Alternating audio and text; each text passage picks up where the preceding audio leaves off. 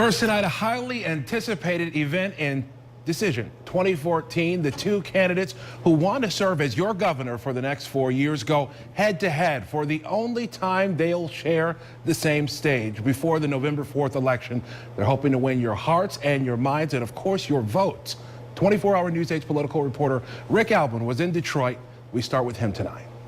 It was the first, last, and only meeting of the two major party candidates for governor. It was held in Detroit with an East Side audience and moderators. The questions weren't new, neither were the answers. But the somewhat personal tone of the conversation was something we really haven't heard from the candidates up until now. Now let me introduce the candidates for governor, Governor Rick Snyder and Congressman Mark Schauer. Education. It is true that Rick cut $1 billion from public schools. So the budget I just signed is more than $1 billion higher than the year before I took office.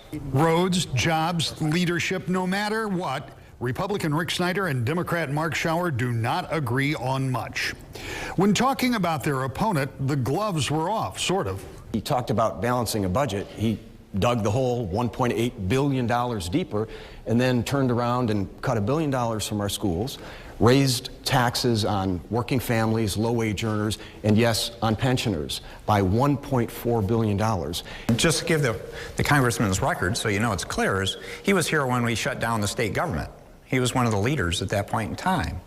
And do we want Washington coming back to Michigan in terms of what happens in Washington today? Afterwards, the spin was predictable. Schauer left it to surrogates.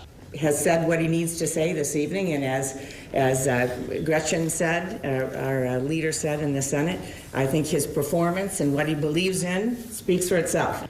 Snyder spoke for himself and was asked if his opponent got under his skin. Other than the fact that the half-truths, the lies, the misrepresentations, obviously that bothers you. And I tried to respond to as many of those as possible, but again, quite often he'd list 2 or 3 things out and there was limited time.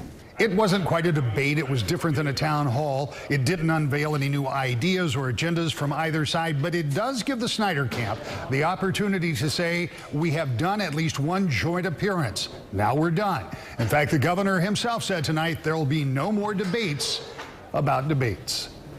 In Detroit, I'm Rick Albin, 24-hour News 8.